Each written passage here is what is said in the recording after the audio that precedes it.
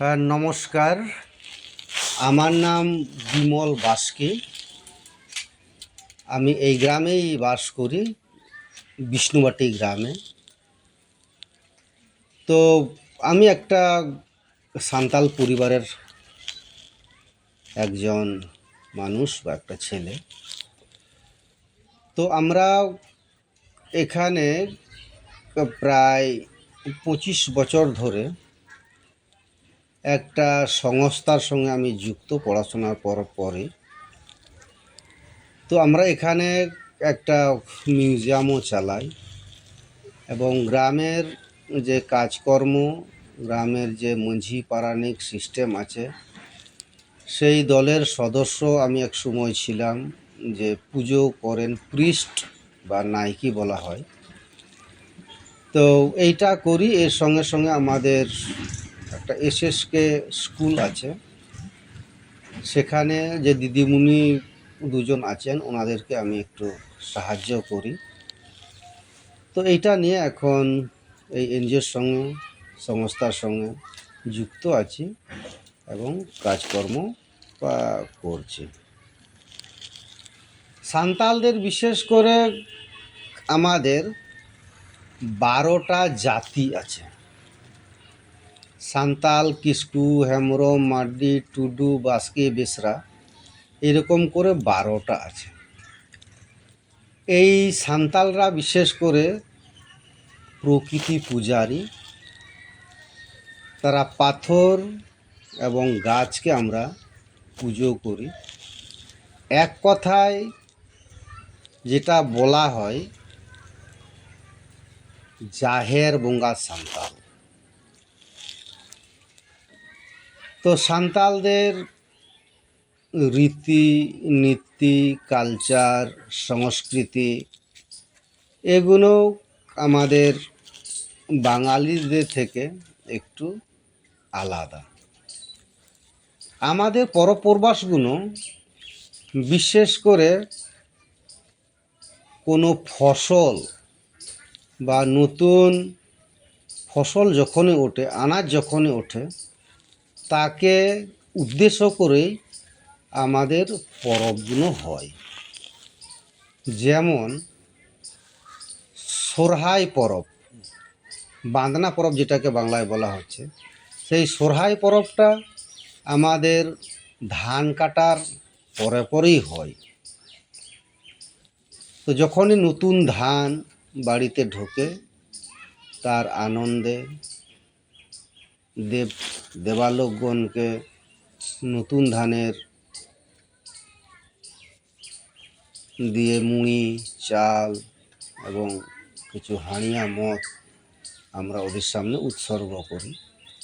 ঠিক তেমনি নতুন গাছে যখন নতুন পাতা গজায়, ফল ফুল যখন আসে, তখন আমাদের একটা পরব আছে, সেটাকে আমরা বলছি বাহা পরব বা উৎসব।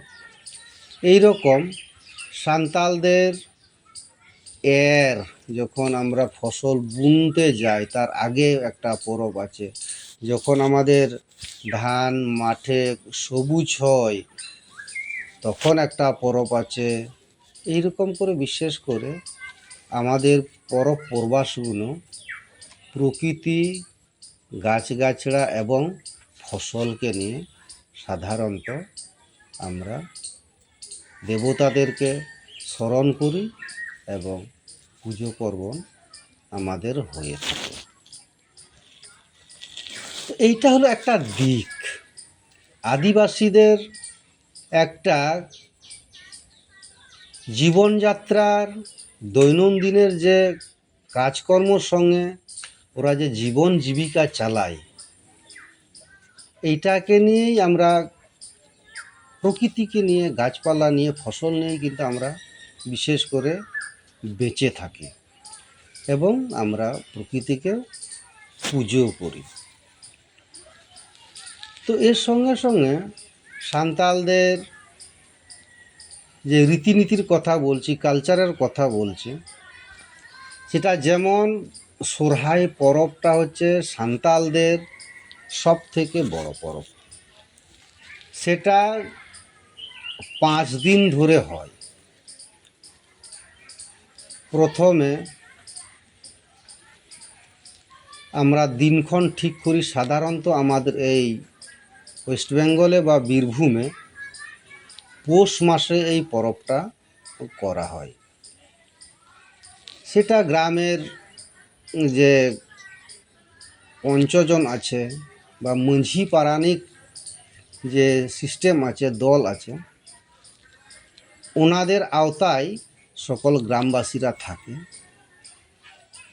এবং ওনারা পুরো পরব পরবাস এগুলো দিনক্ষণ পুরো গ্রামের 16 আনা নিয়ে সিদ্ধান্ত করে ঠিক করা হয় কোন সময় কি পরব আমরা করব। যেমন সোরহায় আমরা করি, ঠিক 15-20 দিন আগে একটা গ্রামে ডুগডুগি বাজানো হয়। যে আমাদের কোঅর্ডিনেটর আছে গোডেত, সে পুরো গ্রামকে জানায় যে আজকে আমাদের গ্রামে একটা সভা ডাকা হয়েছে, সেই সভায় সকল উপস্থিত হয় এবং কোনো পরব কোনো পুজো দিনক্ষণ আমরা ঠিক করি। সেই রকম সোরহায় আমরা 15-20 দিন আগে যেমন ঠিক করি কোন দিনে কি কি পরব কি কি কাজকর্ম আমরা করব, সেইটাকে ঠিক করার জন্য। যেমন ঠিক হয়ে গেলে প্রথমে আমাদের হচ্ছে প্রথম সূচনা, প্রথম শুরু। উমটা আমাদের হয় জাহের থানে। গড়টন্ডিতে একটা গোটা গ্রামের লোক গিয়ে সেখানে একটা পুজো মণ্ডপ আমরা তৈরি করি, যেটাকে আমরা খট বলছি। সেই খটে গোটা গ্রামের লোকের সঙ্গে আমাদের যে নায়কি থাকে তিনি পুজো করেন।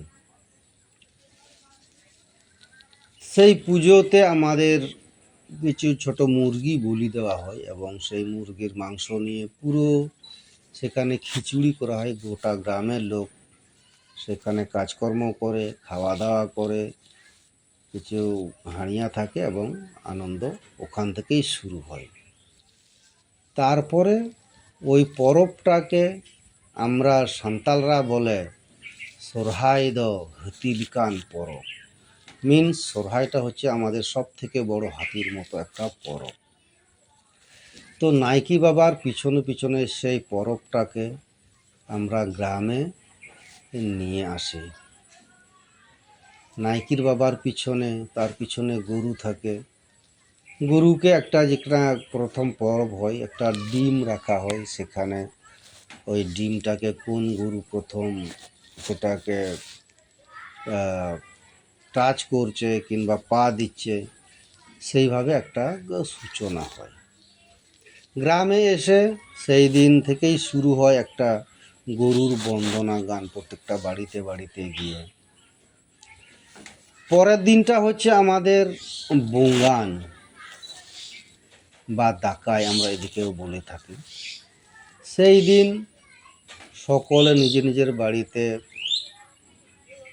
পুজো অর্চনা করে, পরিষ্কার পরিচ্ছন্ন করে।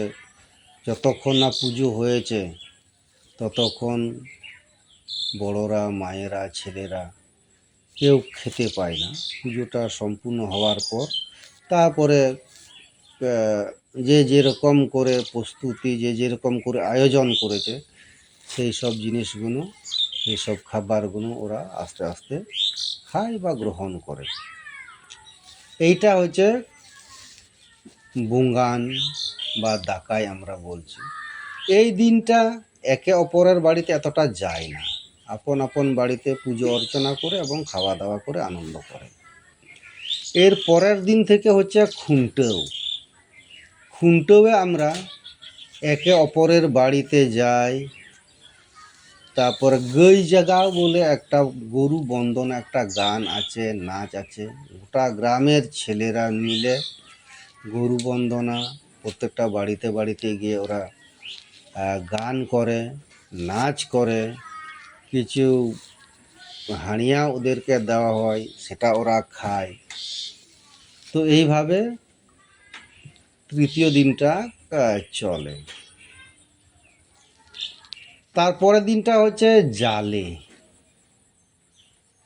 জালিটা একে অপরের বন্ধুত্বর গভীর মেলামেশা কিংবা আপ্যায়নের একটা দিন। একে অপরকে তারা বাড়িতে নেমন্তন্ন করে, খাওয়া দাওয়া করে, গান বাজনা করে এবং সেই খুনটের দিন থেকে আমাদের নাচ গান সারা রাত্রি ব্যাপী চলে।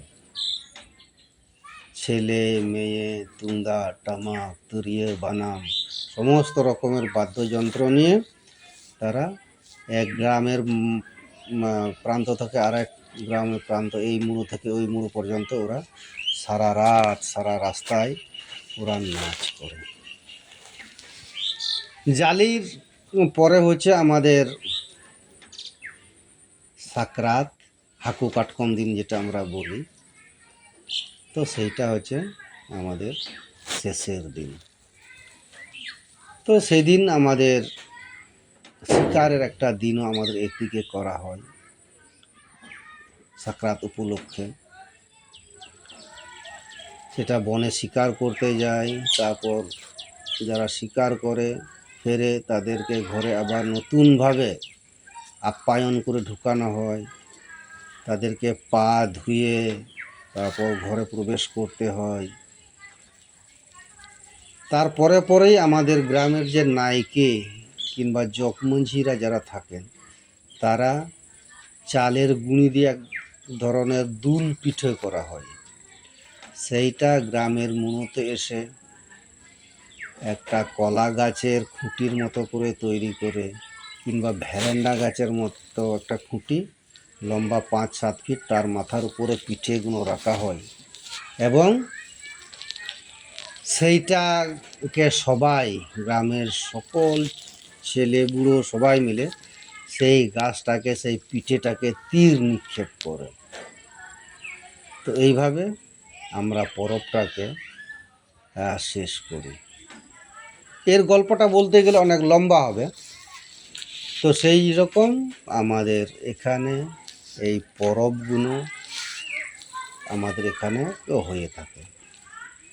এর সঙ্গে সঙ্গে হচ্ছে সোরহাই, মাঘ পরব, মাঘ সিম, তারপরে হচ্ছে তোমার বাহা পরব, এরো, জানথার, দাঁসাই, এরকম করে সাঁওতালদের পরব পরবাসগুলো আমরা আগেকার বাবা দাদুদের আমল থেকে পরম্পরা যেটা হয়ে আসছে আমরা দেখে এসেছি, সেইভাবে আমরা এই পরব প্রবাসকে আমাদের পরের প্রজন্মগুলোকে যাতে আমরা নিয়ে যেতে পারে, যাতে আমরা এটাকে ওদের মধ্যে দিয়ে যেতে পারি, সেই হিসাবেই এই পরব প্রবাসগুলো আমরা এক এক করে করে আসছি, হয়ে এসছে, আমরা এখন করছি। এইটা হচ্ছে আমাদের একটা দিক, সাঁওতালদের পরব প্রবাস একটা অংশ।